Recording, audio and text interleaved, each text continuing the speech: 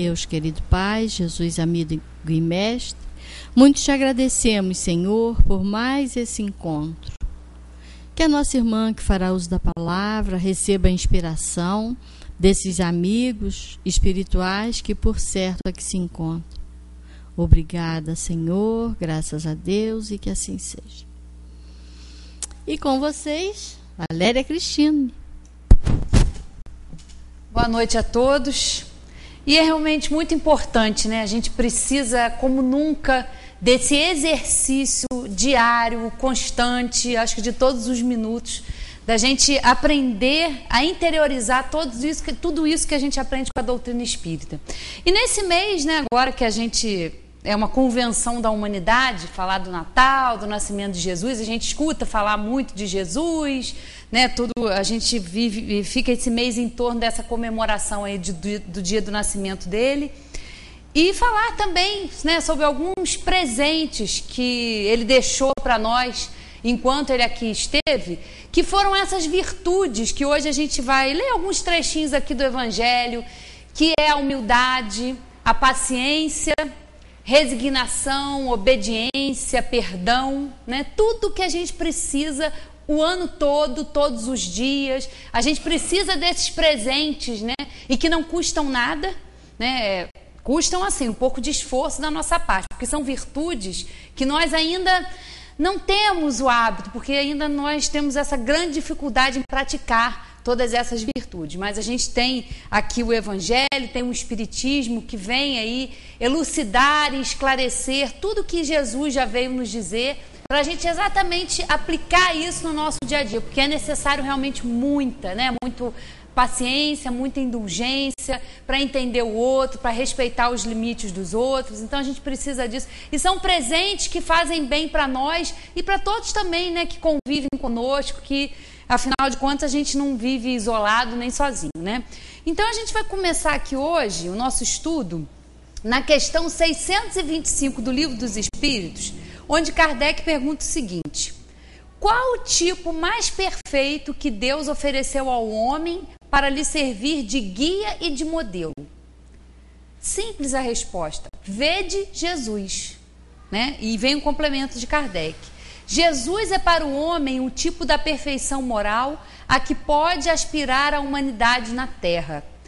Deus nos oferece como o mais perfeito modelo, e a doutrina que ele ensinou é a mais pura expressão de sua lei, porque ele estava animado do Espírito Divino e foi o ser mais puro que já apareceu na Terra, né? Então, de todos, a gente vê, né, claro que a humanidade, de tempos em tempos, né, esses missionários, esses espíritos superiores vêm aqui conviver conosco, nos dar exemplos, né, de como praticar essas virtudes, de como se exercitar nessas virtudes, né? E Jesus foi o maior deles, porque veio aqui à Terra, encarnou entre nós para dar o exemplo de como pensar, de como lidar com o próximo nessa relação que a gente sabe que não é fácil, né? Principalmente as relações muito próximas são geralmente as mais difíceis, onde a gente precisa mais ainda aplicar e focar essas virtudes que nós vamos estudar aqui hoje.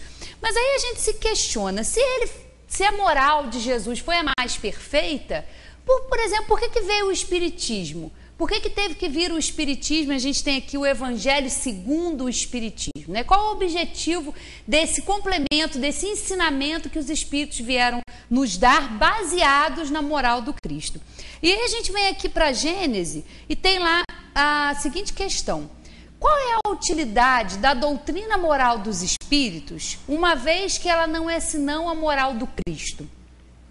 O homem tem necessidade de uma revelação e não pode encontrar em si mesmo tudo o que lhe é necessário para se conduzir?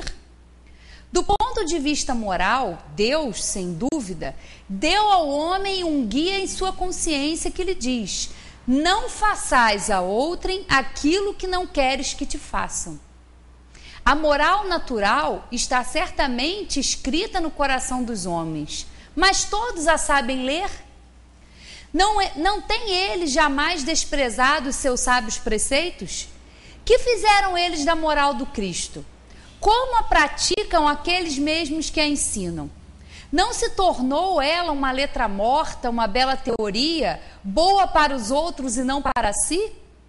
Reprovareis a um pai o fato de repetir 10 vezes, 100 vezes as mesmas instruções aos seus filhos, se eles não as aproveitam? Por que haveria Deus de fazer menos que um pai de família? Por que não enviaria de tempos em tempos mensageiros especiais aos homens, encarregados de chamá-los aos seus deveres e levá-los ao bom caminho, quando destes se afastam? De abrir os olhos da inteligência àqueles que os têm fechados. Como os homens adiantados enviam missionários aos selvagens e os bárbaros. Os espíritos não ensinam outra moral senão a do Cristo, pela razão de que não há outra melhor. Mas então, por que o seu ensinamento? Se ensinam aquilo que já sabemos. Poderia dizer o mesmo da moral do Cristo, que foi ensinada 500 anos antes por Sócrates e Platão, em termos quase idênticos. Assim como de todos os moralistas que repetem a mesma coisa em todos os tons e em todas as formas. Pois bem, os espíritos vêm muito simplesmente aumentar o número dos moralistas, com a diferença de que, manifestando-se em toda parte, eles se fazem ouvir tanto na choupana como no palácio, tanto aos ignorantes como às pessoas instruídas. Então, o papel dos espíritos, né, trazendo à humanidade o espiritismo, foi exatamente esse: esclarecer, elucidar questões que Jesus, quando esteve por aqui, passou através de parábolas. Porque a gente, naquela época, a humanidade não tinha a capacidade de absorver esse entendimento sobre a vida futura, sobre essa vida do espírito. Então Jesus deixou o seu ensinamento, mas deixou isso meio cifrado. E vem um espiritismo consolador prometido por ele para esclarecer exatamente a humanidade sobre esses pontos que nós não tínhamos o amadurecimento para ter. E aqui a gente vê, né, que de tempos em tempos mandam-se mensageiros especiais. E nós estamos aí, passando por nessa semana o desencarne de Mandela, que foi com certeza um espírito desse, que veio com uma tarefa, né, e ficou 27 anos preso, defendendo uma causa, defendendo uma luta. E quando ele saiu, né, da cadeia, ele podia ter saído completamente revoltado, podia ter incitado o povo africano contra a minoria branca, e ele não fez isso. Muito pelo contrário. Ele foi eleito presidente do seu país, baseado na paz, falando em não violência, como a gente teve outros, como Gandhi, que não teve violência nenhuma, né? E lutou contra a opressão de ser ali colonizado pela Inglaterra. Então a gente tem esses exemplos. Nós estamos, é claro, num planeta de provas e expiações, onde a maioria de nós estamos aqui, né, inferiores, precisando dessa ajuda, precisando desses esclarecimentos. E Deus, na sua infinita bondade, de vez em quando envia um desses espíritos superiores em missão para nos alertar, para nos ajudar a despertar. A gente teve um exemplo, né, do que ele conseguiu na África do Sul, né, que era um regime do apartheid, um regime completamente absurdo, né, do preconceito ali à flor da pele, e ele com dedicação, com paz, com um discurso de amor, consegue ali, né, não uma igualdade, mas consegue diminuir aquele ódio que imperava ali naquele país, né? Então a gente tem esses impulsos aí, Deus nos ajuda, nos dá esse empurrãozinho, porque sem isso seria muito difícil a gente conseguir evoluir. E aí a gente, né, falando sobre Jesus, que a gente, né, está aqui falando esse mês, desses presentes, são muitas as virtudes, né, que ele veio exemplificar na sua conduta quando aqui esteve. Mas eu separei alguns trechinhos para a gente ler, que são importantes para a gente compreender isso, para a gente se esforçar, se exercitar nessa prática dessas virtudes, que para nós ainda requer muito trabalho, requer muito esforço, mas à medida que a gente for evoluindo, que a gente for interiorizando isso no nosso espírito, a gente vai, né, fazendo com que essas virtudes sejam mais evidentes que as paixões que a gente ainda tem, né? Então vamos começar aqui no Evangelho, dentro do capítulo que fala bem-aventurados os pobres de espírito, né? que na verdade pobres de espírito, no que Jesus queria nos dizer, ele estava falando da humildade.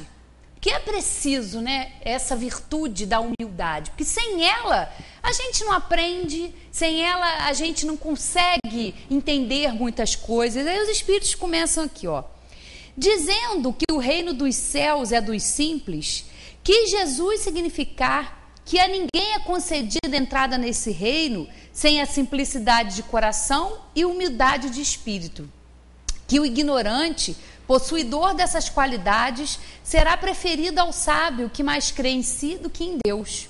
Em todas as circunstâncias, Jesus põe a humildade na categoria das virtudes que aproximam de Deus e o orgulho entre os vícios que dele afastam a criatura. E isso por uma razão muito natural. Há de ser a humildade um ato de submissão a Deus, ao passo que o orgulho é a revolta contra ele. Mais vale, pois, que o homem, para a felicidade do seu futuro, seja pobre em espírito, conforme o entende o mundo, e rico em qualidades morais, né? A humildade. É preciso realmente trabalhar essa virtude, porque sem ela a gente se acha, né, muito importante, indispensável, e não é bem assim. Porque sem ela a gente não procura o aprendizado, a gente não se abre para o entendimento. Porque nós temos um orgulho ainda muito forte em nós, que está sempre ali querendo mascarar as situações. Então, na hora que a gente pega, trabalha esse recurso, essa humildade, a gente se coloca numa situação de aprendizado, a gente se abre para compreender as coisas, vendo as coisas como realmente elas são. Porque nós temos muita dificuldade ainda em lidar com essas paixões que nós temos, tanto entrosamento, né? O orgulho, o egoísmo. Então dói ainda a gente reconhecer essas coisas. Então a gente prefere se esconder atrás do amor próprio, dizendo, né, não, eu faço isso, sempre justificando uma atitude no outro.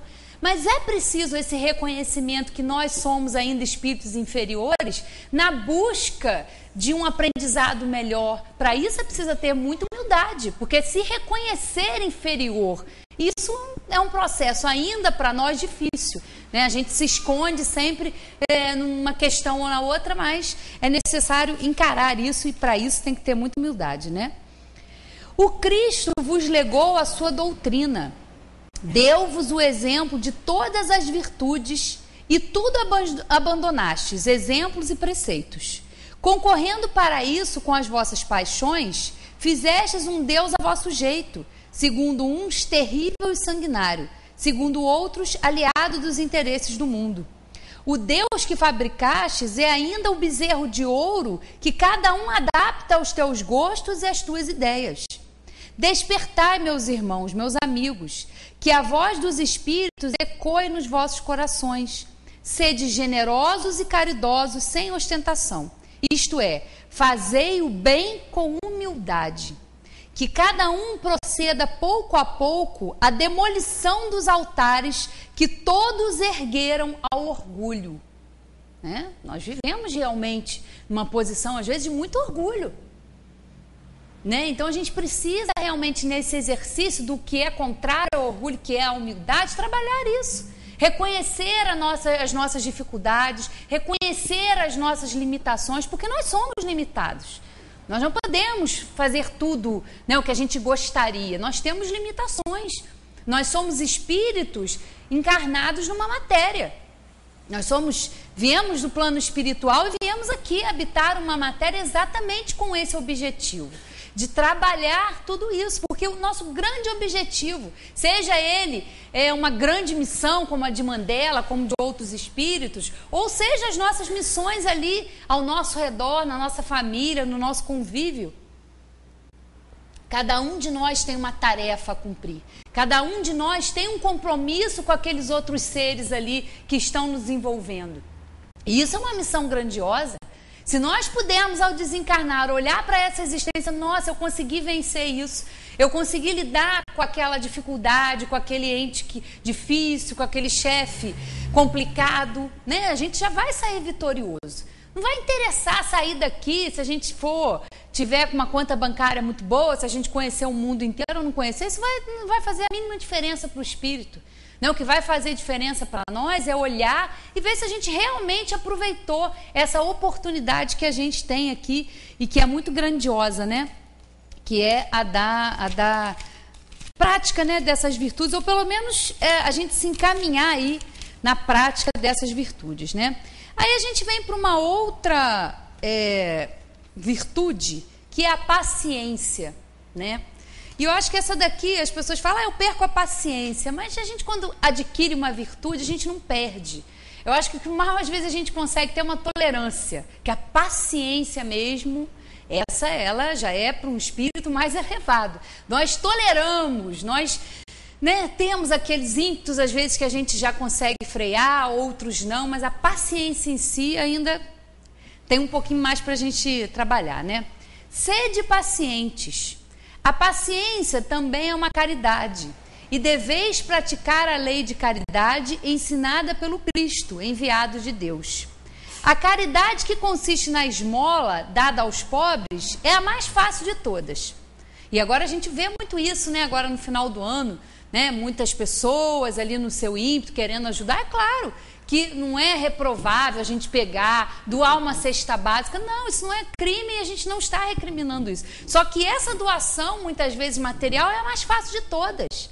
Agora, aquela caridade moral que inclui o perdão, que inclui a indulgência, essa é a mais difícil, né?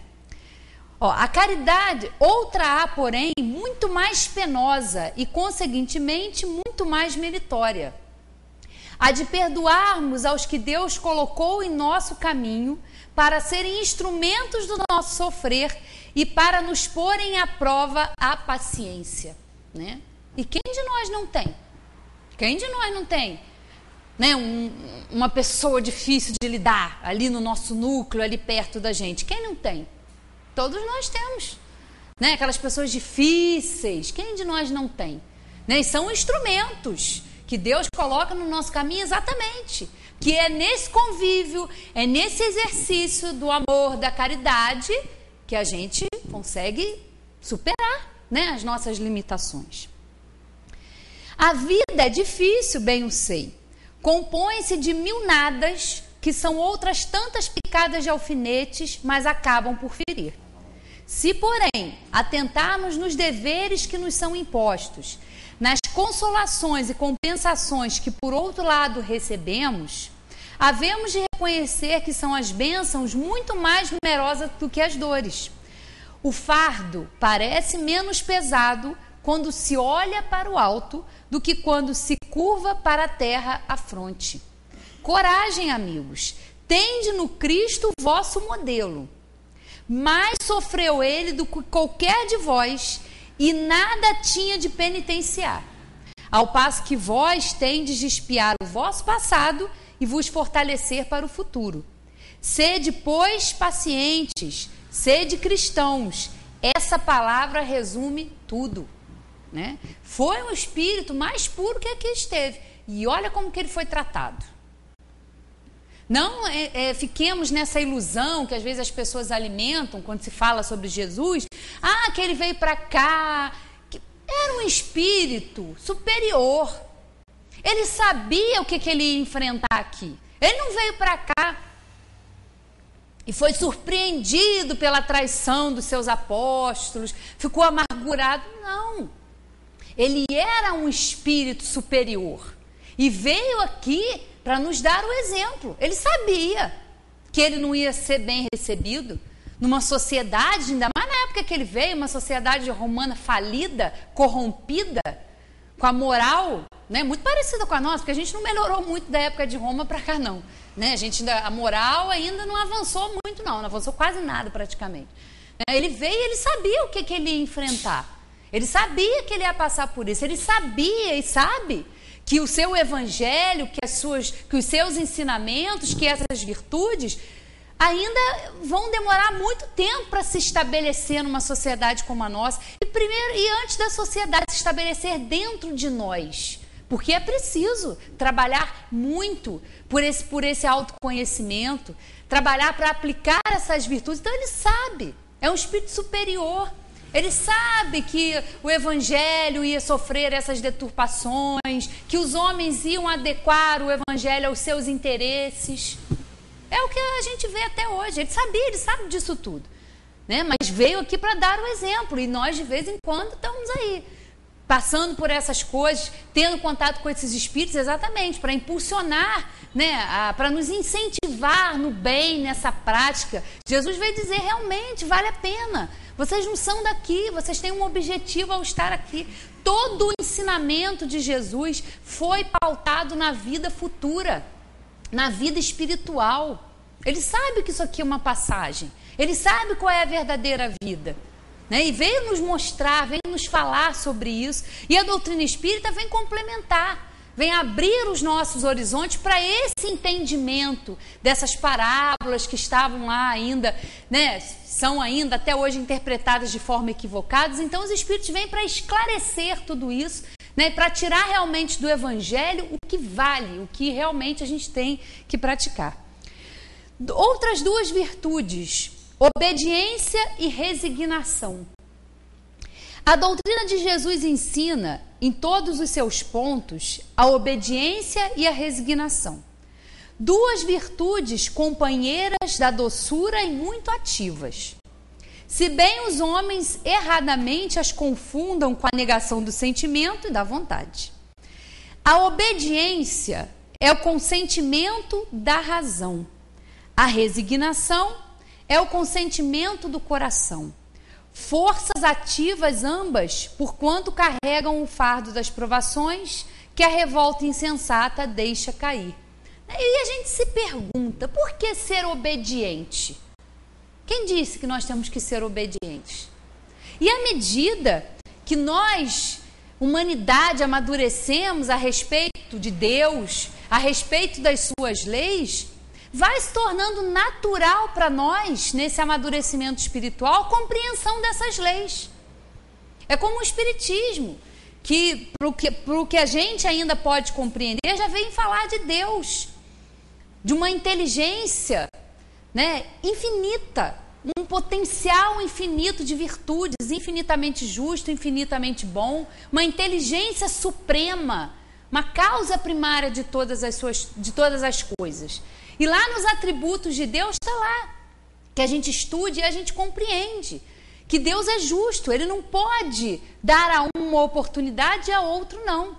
Todas as suas leis criadas por eles, né, leis criadas por uma inteligência suprema, não podem conter erros, não podem conter equívocos, não.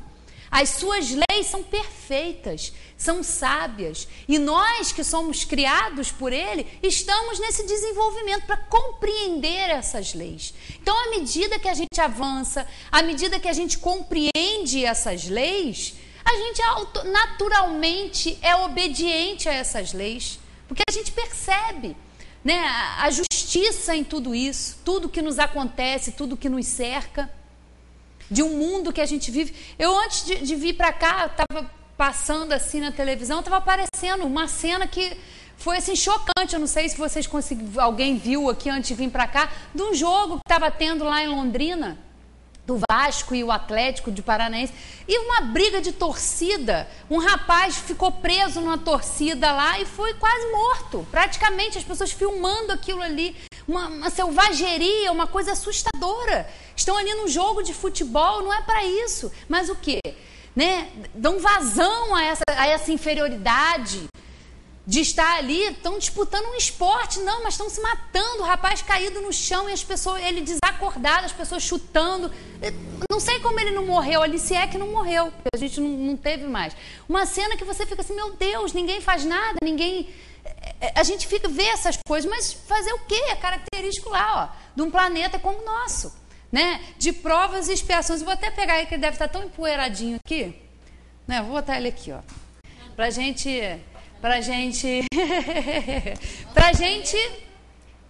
se situar, né? São coisas de um planeta de provas e expiações, onde tudo isso ainda faz parte de nós, espíritos que estamos aqui habitando.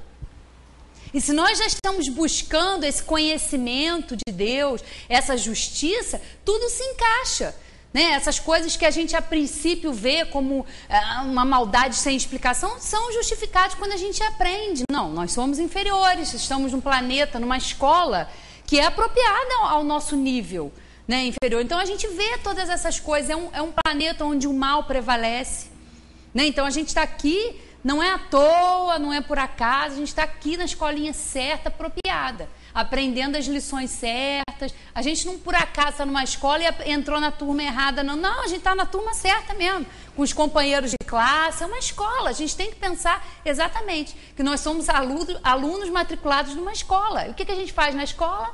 A gente aprende, a gente erra, a gente acerta e assim a gente vai caminhando. Então a gente se choca ainda em ver essas coisas, mas à medida que a gente entende, que a gente amadurece esse senso moral, essas coisas vão ficando para trás. E na medida que a gente vai avançando, a gente vai habitar planetas superiores à Terra. Podemos, quem sabe, um dia retornar a ela para ajudar, para ser um desses espíritos aí em missão que vem alavancar o nosso progresso. Quem sabe, né? Temos que nos exercitar. Então, obedecer e ser resignado é um consentimento que à medida que a gente se amadurece, que a gente cresce, a gente aceita naturalmente. Não é negar a nossa individualidade, não. Mas é simplesmente com a humildade, como a gente viu, com a paciência, compreender as coisas que nos cercam. Muitas coisas que acontecem com a gente na nossa vida, na vida dos nossos queridos que estão ao nosso redor, a princípio parecem sem explicação, parecem sem sentido, mas não são. Nós todos, né? Tudo é regido por essas leis infinitamente sábias. Nós é que precisamos ainda, né, nos familiarizar. Todas as vezes que nós procedemos mal, que nós somos ignorantes, é porque nós desconhecemos essas leis. Na verdade, a gente não desconhece, mas a gente não cumpre muito essas leis, né? Porque cumprir essas leis é isso aí, esse exercício diário. Então, às vezes, a gente se acomoda, não sei, eu sou assim mesma, da minha natureza. Mas todos nós podemos reformar a nossa natureza. Isso é um comodismo muito grande do ser humano, que a gente sempre gosta de uma coisinha para a gente se encostar, né? A gente gosta de ficar encostadinho em algum lugar, a gente gosta de se acomodar na nossa inferioridade. Só que isso mantém a gente no nível que nós estamos. Então a gente precisa sair desse comodismo, de achar que os outros vão resolver nosso problema, né? Quantas vezes a gente acha ou busca uma religião com esse intuito, às vezes, de não é se esclarecer, mas querer que alguém resolva o nosso problema. É uma tendência que nós temos, né? Nós, os seres humanos, somos assim. Queremos sempre alguém para resolver o nosso problema, ou queremos fórmulas mágicas. Não há fórmulas mágicas. O Espiritismo é claro e Jesus já veio nos dizer: conheçam-se, pratiquem a lei de amor, pratiquem essas virtudes. Isso é o que vai realmente, o que importa, né? Para nós. Jesus foi a encarnação dessas virtudes que a antiguidade material desprezava. Ele veio no momento em que a sociedade romana perecia nos desfalecimentos da corrupção. Veio fazer que no seio da humanidade deprimida brilhassem os triunfos do sacrifício e da renúncia carnal. Cada época é marcada assim com o cunho da virtude ou do vício que a tem de salvar ou perder. A virtude da vossa geração é a atividade intelectual.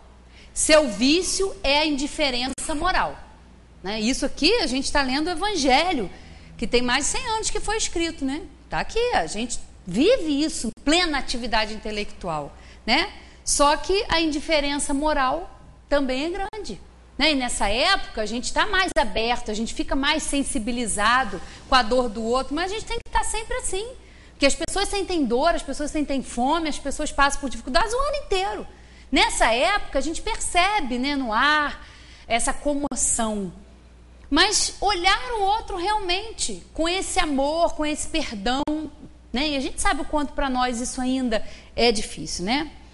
Submetei-vos à impulsão que vimos dar aos vossos espíritos. Obedecei à grande lei do progresso, que é a palavra da vossa geração. Ai do espírito preguiçoso, ai daquele que cerra o seu entendimento. Toda resistência orgulhosa terá, de cedo ou tarde, ser vencida. Bem-aventurados, no entanto, os que são brandos, pois prestarão dócil ouvido aos ensinos. Né? É mais fácil. Né?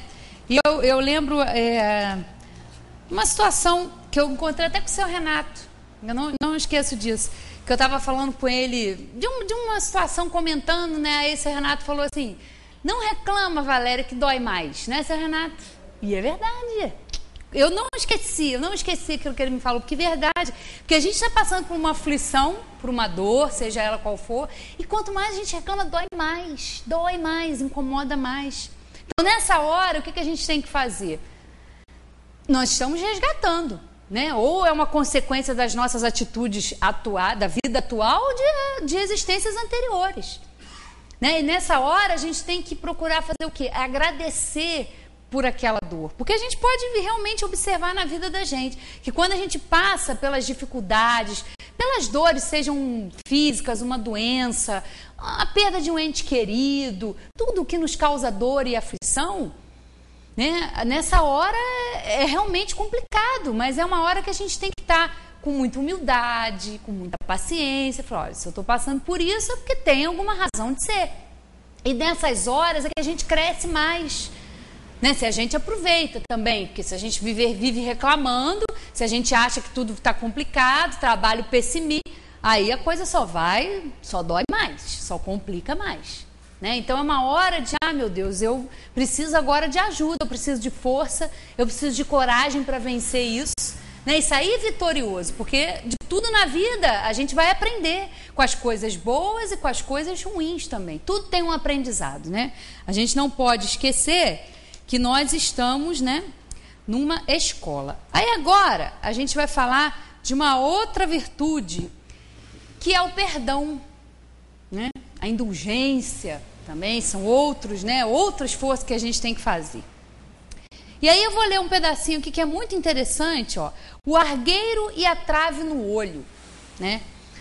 Sendo que quando eu fui fazer uma outra oportunidade que eu fui fazer palestra, eu fui lá no dicionário e vi o que era argueiro, porque a gente vê isso, mas às vezes a gente não se liga muito bem o que significa, né? Então, o argueiro é um cisco, né? Um cisco, uma coisa pequena. A trave é uma viga, uma coisa enorme, é como se fosse essa viga aqui, né? Então, ó, como é que vedes um argueiro, ou seja, como é que você vê um cisco no olho do outro, mas não vê uma viga que está no seu, né? Porque a gente tem uma facilidade enorme de apontar o erro, de comentar o erro alheio, né? Mas a gente às vezes está com... O outro está com um cisquinho, uma coisa pequenininha no olho, e a gente está com uma viga, uma coisa enorme. Mas a gente tem mais facilidade para enxergar no outro que para enxergar na gente, né? Como é que vedes um argueiro no olho do vosso irmão, quando não vedes uma trave no vosso olho? Ou como é que dizeis ao vosso irmão: deixa-me tirar um argueiro do teu olho, vós que tendes no vosso uma trave. Hipócritas, tirai primeiro a trave do vosso olho, e depois então vede como podereis tirar o argueiro do olho do vosso irmão. Uma das insensatezes da humanidade consiste em vermos o mal de outrem antes de vermos o mal que está em nós. Para julgar-se a si mesmo, fora preciso que o homem pudesse ver seu interior num espelho, pudesse, de certo modo, transportar-se para fora de si próprio, considerar-se como outra pessoa e perguntar: que pensaria eu se visse alguém fazer o que faço? Incontestavelmente, é o orgulho que induz o homem a dissimular para si mesmo os seus defeitos, tanto morais quanto físicos. Semelhante insensatez é essencialmente contrária à caridade, porque a verdadeira caridade é modesta, simples e indulgente. Olha de novo a caridade aí. Essa é a verdadeira caridade. Essa é a caridade como entendia Jesus. Essa é a caridade que ele veio, né, exemplificar. Veio mostrar pra gente como é que faz, né? Essa aqui.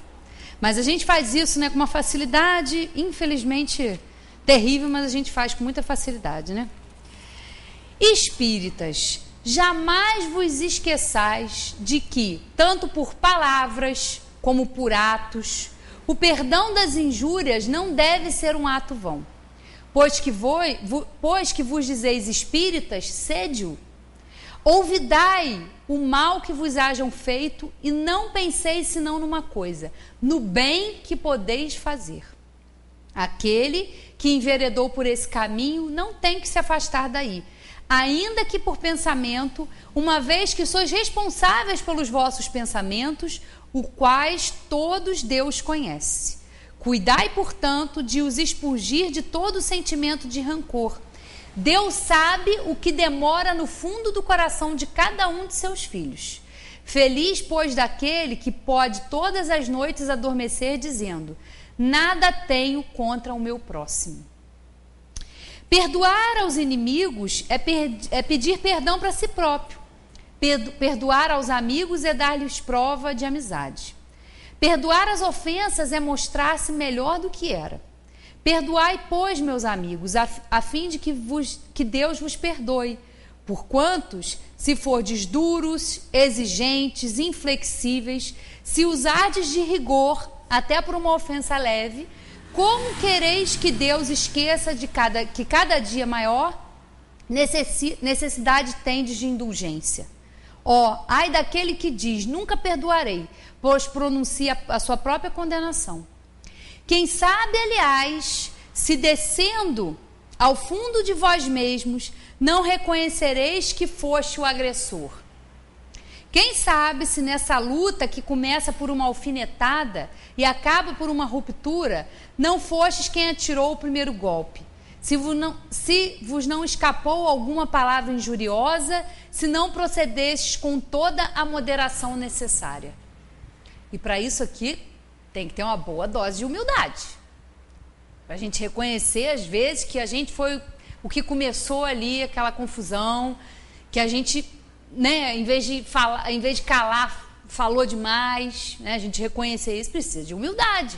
Precisa trabalhar essas virtudes, porque é difícil às vezes, né? Perdão. Porque muitas vezes a gente perdoa,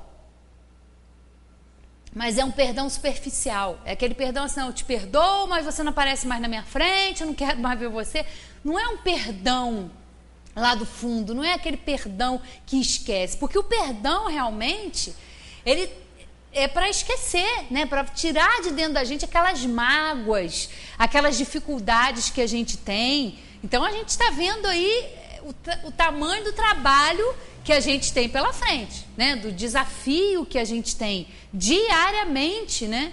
Para travar. E não é com ninguém não, é com a gente mesmo, né? Porque a gente julga, a gente fala do outro, mas o outro ele vai ser responsável pela sua conduta, nós vamos ser pela nossa. Nós não somos responsáveis pelos nossos pensamentos, pelos nossos atos. Se a gente perdoar e o outro não retribuir, não é mais uma questão nossa. O nosso papel, o nosso dever, o nosso esforço é mérito nosso, é de cada um. Agora, se não vem de lá para cá, o que é que a gente pode fazer? Né? Vamos orar para que ele siga no seu caminho, né? É igual amar os inimigos. Gente, é uma coisa difícil, porque a gente às vezes está na presença de alguém que a gente não gosta. É um mal-estar terrível que a gente sente. A gente não se sente bem. Tão diferente de quando a gente está na presença de um amigo, de uma pessoa querida, que às vezes a gente não encontra um tempão. Essa semana mesmo eu tive a oportunidade de encontrar com uma amiga que é assim, a gente se fala, ela liga para mim no meu aniversário, eu ligo para ela no aniversário dela. Passa um ano sem se ver. Aí um dia desse eu encontrei com ela, mas parecia que eu vivi com ela o ano todo. Porque a amizade, a coisa boa, o sentimento bom, você pode às vezes nem conviver muito com a pessoa, mas quando encontra é prazeroso, é gostoso, você se sente bem, você se sente acolhido. Tão diferente quando a gente está na presença de um inimigo, de alguém que a gente não gosta. Né? E quando Jesus fala amar aos vossos inimigos, ele não está falando, nem está pedindo da gente um amor que a gente tem por um amigo. Não tem como. Mas só da gente não vibrar mal para aquela pessoa, da gente não querer, porque a gente às vezes não quero deixar para lá, mas a gente fica ali querendo saber se a pessoa vai torcendo para a pessoa se dar mal. Né? A gente se compraz muitas vezes com isso. Então deixa realmente para lá. É pedir a Deus por ele, tendo ocasião de ajudar, ajude. Às vezes nem diretamente, mas intercedendo por aquela pessoa, fazendo uma prece, pedindo para que a vida dela flua bem, aconteça bem. Né? Não é desejando mal, Não, Jesus sabe que isso não é possível, mas que a gente pelo menos não, né, não retribua com o mesmo mal que aquela pessoa possa vir, né, a emitir para a gente. A indulgência, agora falando da indulgência, né? Sede, pois, severos para convosco, indulgentes para com os outros. Lembrai-vos daquele que julga em última instância, que vê os pensamentos íntimos de cada coração, e que, por conseguinte, desculpa muitas vezes as faltas que censurais, ou condena o que relevais, porque conhece o móvel de todos os atos. Lembrai-vos de que vós, que clamais em altas vozes anátema, tereis quiçá cometido faltas mais graves.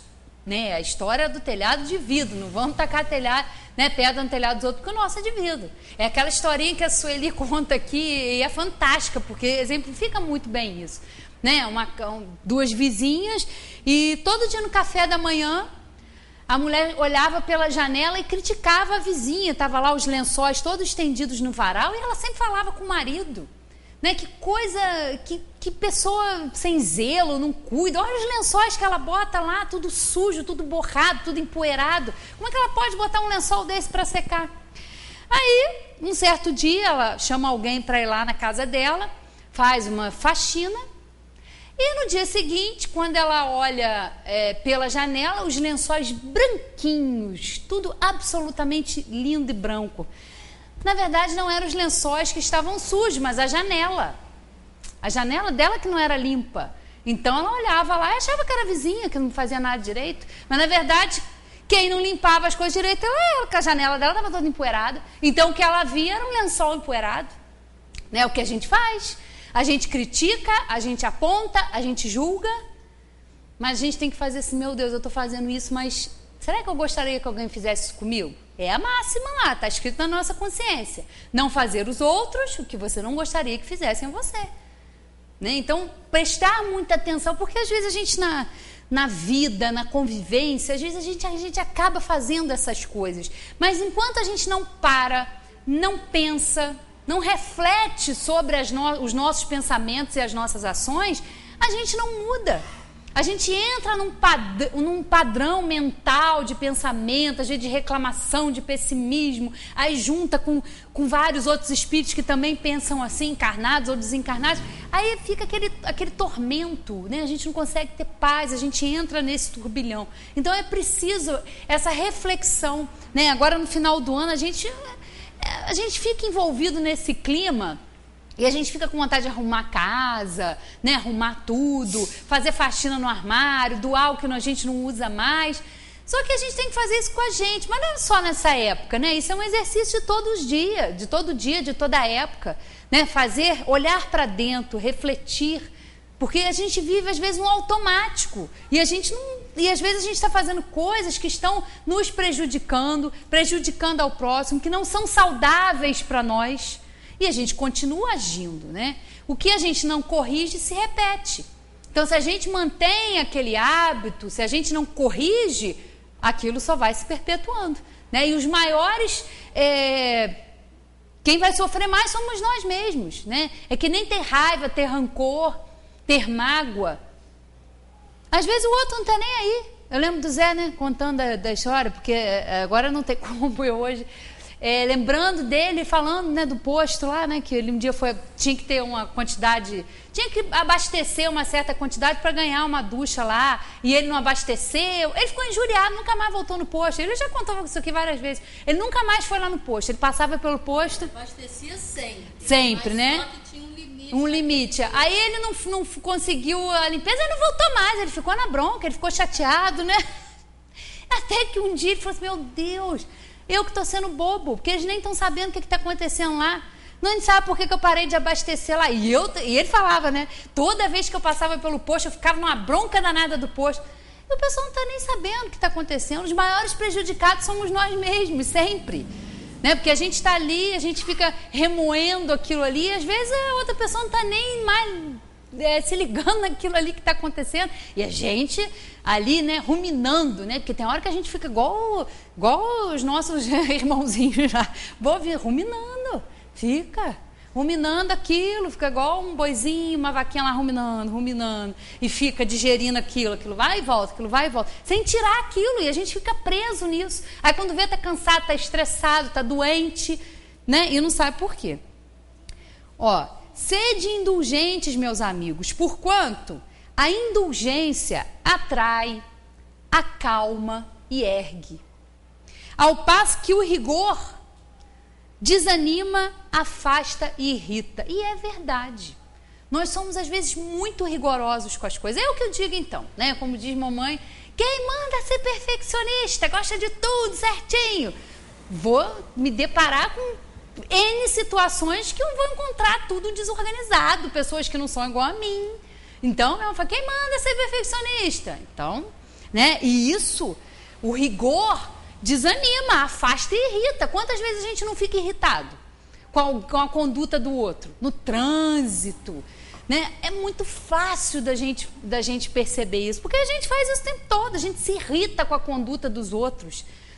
Mas vai fazer o quê? A gente vive num mundo de provas e expiações, e aqui nós somos 7 bilhões e uns quebradinhos já, que já deve ter, muito diferentes. E a gente está convivendo muito próximo com esses espíritos que são diferentes. Então aí é que está o pulo do gato, né? A oportunidade. Opa, o que eu preciso aprender aqui? Né? Para que eu estou nessa situação? Porque tem hora que a gente vive as coisas e a gente fica, por quê? Por quê? Por quê? E a pergunta não é por quê, é para quê? O que eu tenho que aprender com isso? Qual é a virtude, ou quais são, né, todas as virtudes que eu tenho que colocar nessa situação?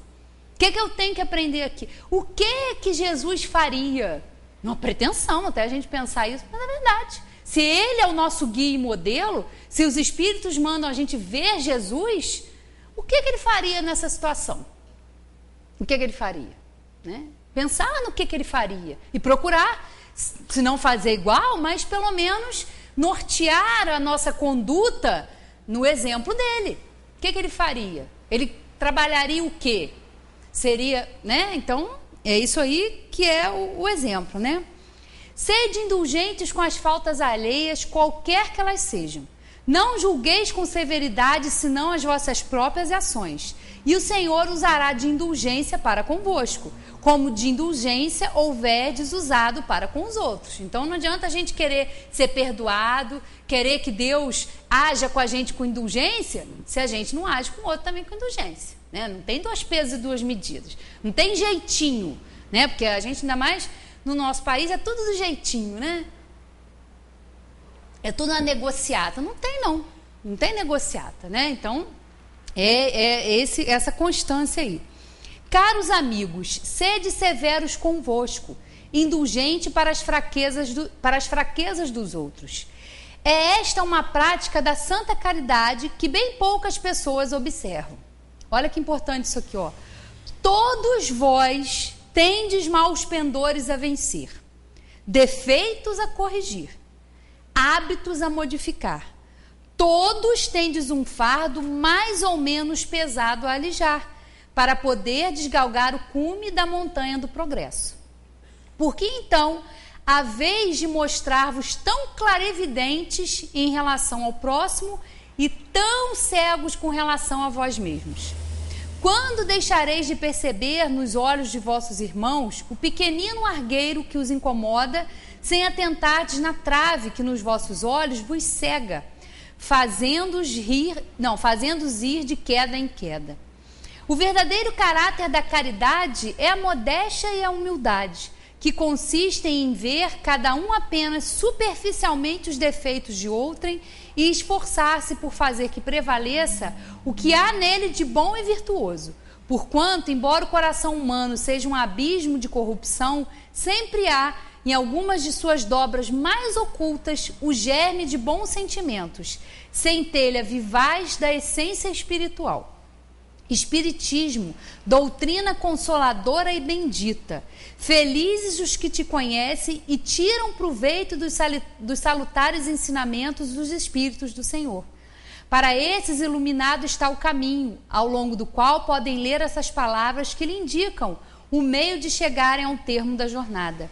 Caridade prática, caridade do coração, caridade para com o próximo, como para si mesmo. Numa palavra, caridade para com todos e amor a Deus acima de todas as coisas, porque o amor a Deus resume todos os deveres e porque impossível é amar realmente a Deus sem praticar a caridade, da qual fez ele uma lei para todas as criaturas, né? E esses ensinamentos aqui, essas virtudes, não está associada a nada, né? Pode ser uma virtude que pode ser feita por qualquer um, pelo rico, pelo pobre, pelo branco, pelo negro, pelo que tem uma boa condição social, por o que não tem, né? Não tem rótulo, não é por causa de religião, não.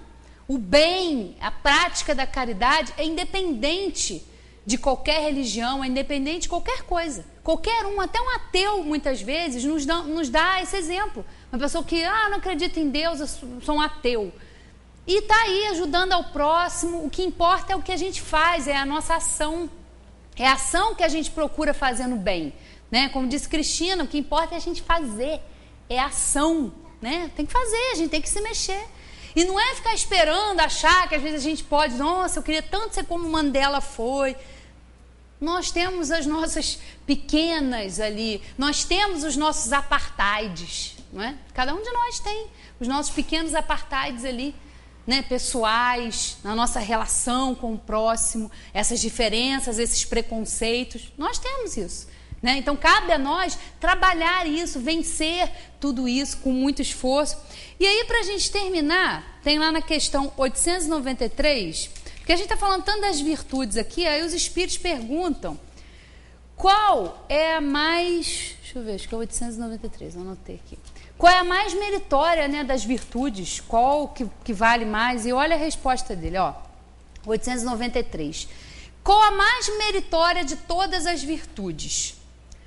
Todas as virtudes têm o seu mérito, porque todas são indícios de progresso no caminho do bem. A virtude sempre que há resistência voluntária ao arrastamento das más tendências. Mas a sublimidade da virtude consiste no sacrifício do interesse pessoal para o bem do próximo, sem segunda intenção. A mais meritória é aquela que se baseia na caridade mais desinteressada. Aí entra outra questão, porque muitas vezes a gente ajuda, a gente interfere ali, mas com uma segunda intenção. Nossa, vou fazer isso aqui, mas o que eu vou ganhar depois? Ou faz o bem esperando, né? É um bem condicionado, é um bem ali com segundas intenções, é um bem medido, não é um bem espontâneo, não é uma boa ação, não, mas é calculado. Então, o próprio bem, o próprio mérito, ele fica, né, sem realmente a sua essência, porque é do desinteresse. Então, todas as virtudes são importantes, são necessárias. A gente tem a caridade, tem a fé, tem tantas outras, mas eu quis destacar essas porque eu acho que são joias, são presentes que a gente pode se dar, pode oferecer ao outro, em qualquer época, não custa nada, a gente não se endivida com cartão de crédito, a gente às vezes não tem que enfrentar rua, loja tumultuada, essa confusão, que as pessoas ficam num frenesi, numa coisa de consumo. E o que realmente Jesus veio ensinar, a gente deixa para segundo plano, né? A matéria, a gente sabe, a gente está na matéria, então ela exerce uma grande influência sobre nós, mas nós devemos, o trabalho do Espírito é exatamente o contrário, é vencer essa influência que a matéria exerce sobre nós, que essas paixões ainda nos mantêm aqui, né, agarrados aqui, apegados aqui, com interesses na matéria. É claro que a gente precisa da matéria, a gente precisa do trabalho, precisa do dinheiro, né? Quando a gente fala que a gente não está pregando a pobreza, não é nada disso. Mas é simplesmente entender o que é que nós estamos fazendo aqui. Qual é a nossa finalidade? É trabalhar, é usar a matéria, usar o corpo, usar o dinheiro para o nosso desenvolvimento, né, intelectual e moral. E depois a gente deixa tudo aqui, a gente não leva nada, fica tudo aqui no planeta, né? Tudo é transformado, o corpo fica. Agora, essas virtudes que a gente vai, nesse exercício diário, nesse exercício aqui encarnado ou desencarnado, desenvolvendo, isso não é perdido. tudo que a gente tem, as nossas experiências no bem ou no mal, que nos ensinam, estão com a gente, são do nosso espírito. Isso a morte não destrói, nada destrói isso. Né? O espírito, ele é imortal, é indestrutível. E essas virtudes ou essas paixões que a gente ainda tem, são uma propriedade desse espírito que somos nós. Então, eu acho que fica, né, uma grande, assim, nesse mês aí que a gente vai lidar com tudo isso, vai falar muito de Jesus, mas vamos prestar atenção se realmente no nosso dia a dia a gente está exercitando essas virtudes, ou se a gente está pensando nessas virtudes, talvez a gente ainda nem consiga exercitá-las como tem que ser, mas já pensar nelas, já avaliar a nossa conduta, a nossa forma de pensar em relação ao nosso próximo, entender que o outro também é um espírito igual a gente. Isso ajuda muito, isso é muito bom, né? Está atrelado à humildade. O outro também é um espírito, o outro também tem limitações, o outro tem dificuldade, né? E às vezes a gente enxerga, mas vamos ter realmente indulgência, né? É um exercício assim diário, e com certeza o nosso esforço em praticar essas virtudes não tem preço, né? Com certeza a gente não vai ter dívidas, a gente vai, muito pelo contrário, resgatar as nossas dívidas, a gente vai resolver as nossas questões, e quando a gente sair daqui, né? A gente não sabe se hoje, se amanhã, a gente não sabe, né? A gente tem a hora de chegar e a hora de ir. Pode ser que na semana que vem, amanhã ou mais tarde, a gente não esteja mais aqui habitando um corpo, já esteja retornando ao plano espiritual, não importa. Mas o espírito, a gente precisa desse trabalho para desenvolver a nossa moral e para a gente ter uma sociedade, né, um pouco melhor, fazer a nossa parte, né? Não ficar muito preocupado se o outro está ou não fazendo, mas se a gente já se esforçar para fazer a nossa parte nessa prática dessas virtudes, desses presentes realmente que Jesus veio nos dar, né, eu acho que já vale muito a pena. Obrigada a todos e boa noite.